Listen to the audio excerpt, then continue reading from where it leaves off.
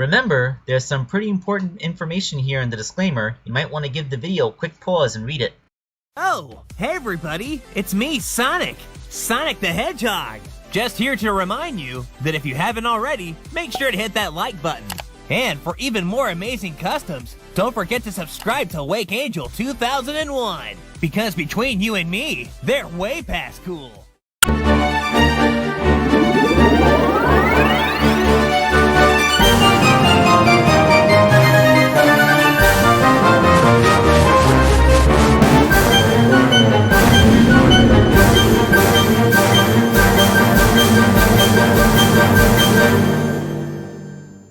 Hello my friends, this is Wake Angel 2001 coming at you with a commission for Twebster9000.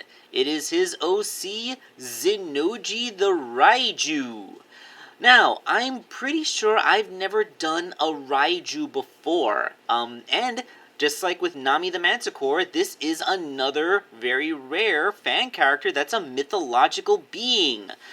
In this case, a Raiju is a creature of Japanese mythology. It's usually some sort of canid, usually a fox, dog, or wolf, that is basically made of lightning. So, yeah.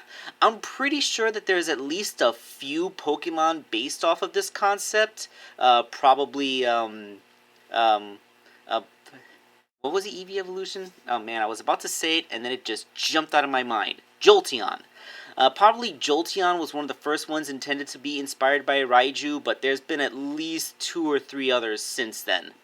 Alright, so the base figure is mostly this Sonic the Hedgehog. Actually, it's entirely the Sonic the Hedgehog. I don't know why I said mostly.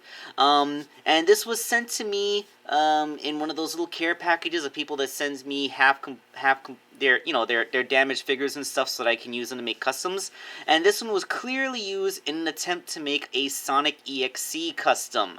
The only problems that I found was that whatever red paint they used faded to pink and then spread all over the figure. So it looked less like Sonic EXE and more like Sonic just put on some shades and then just kind of smeared pink frosting all over himself. I will take any opportunity to make a jab at Sonic EXE. And since this poor figure faced the unfortunate path of being turned into an EXE custom, I felt it would only be best to turn him into something, good. So the first thing I did was use acetone to wash away as much of that pink crap as I could, although I couldn't completely get it off the gloves, but we'll get to that later. That's why the face is completely blue here, because when I washed off all the pink and black paint remnants, it actually took away the white and beige paint remnants, leaving nothing but the naked blue plastic color. And I sculpted on the new spines.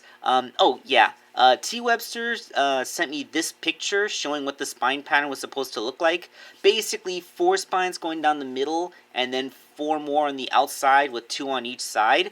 And here on the back, you can see how they're different, but from profile, it looks almost identical to Sonic's original spine pattern. Part of me looked at this and like, why did I bother to cut the old spines off and completely sculpt new ones from scratch when they look so similar? I don't know, maybe I could have gotten away with leaving the 2 side spines and only getting rid of the middle, but hey, hindsight's 20/20. I also sculpted on his little cheek tufts and those little crystally bits that are all over his face. Yeah, that's part of the cool thing that makes Zinoji so cool. He looks like he has, like, crystals and stuff coming out of his body. There were a lot more crystals on the glove cuffs. If you can call them glove cuffs, I think they're just supposed to be like his wrists. Like he just has crystals growing out of his wrists, and a little bit on his arms. I wanted to make sure that the crystals wouldn't actually get in the way of elbow or knee posability, so I kept them out of the way. And on the feet, he has like, I'm not sure if those are supposed to be his toes coming out of the front of the feet, or if it's just like a tuft of fur. So I just kind of sculpted it according to what it looked like in the artwork and hope that that's good. The tail is also completely handmade out of epoxy sculpt. This is one of those things that was a little hard to do because, the tail is actually relatively large, and having it maintain its shape while it's curing was a difficult part of the process. I actually had to use a substitute Sonic body because, I had already sculpted the crystals on this one, and I couldn't get, the crystals prevent the waist from turning, so I couldn't sculpt the tail with the back spines in the way, so I had to, I had to get a new tail, Sonic butt, to put this tail on. Alright, then this figure actually presented quite a challenge in painting because he's all of the blues. He's a very light blue for his primary fur color, a slightly darker blue for the crystals, yet another shade of blue for his eyes, and some dark gray for his shoes and a black tip on the nose. But yeah, he's like 3 different blues. No, 4 different blues, because I forget the belly patch, the cheek tufts, and the insides of the ear, they're actually yet another shade of blue.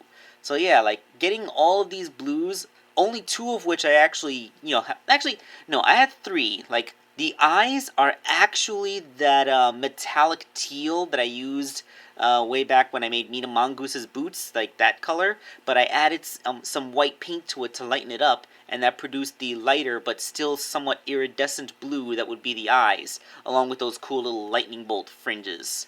So yeah, like, this is a very blue figure. He's blue, abadi abadai. And, well, let's take a look at the completed, Zinoji. So yeah, there we go. Zinoji the Raiju. Now, it has been, I have pointed out that it's kind of rare for people to make, mythical creatures their fan character. And I swear, when I made Nami last month, I had no idea that I'd be making another one so soon. This is just pure coincidence. But, there is not exactly a short list of mythological creatures that are actually canon to some point in the Sonic franchise. I mean, Sonic the Hedgehog has seen literal gods, demons, fairies, elemental spirits, dragons, and that's just to name a few. There's actually a few more which I had time to list out on the DeviantArt entry, so you might want to see the DeviantArt list. My point is that, like, mythological creatures do mix with Sonic, so, like, if you want your OC to be something really cool and mythological, that's perfectly allowed in the Sonic universe. I mean, I chose to make mine a dog because, well, few people actually go with dogs, and also because it's mundane and I wanted a relatable dude to be my fan character. But you know what? Don't be afraid to let your flag fly. If you want to be some cool mythological thing, you go ahead and do that. Just don't ask me to make a custom of a Lich. I do not want to have to sculpt the Mobian skull. That sounds like it would be really hard. Anyway, this has been Wake Angel 2001. Thank you all for watching the video, and we will catch you next time.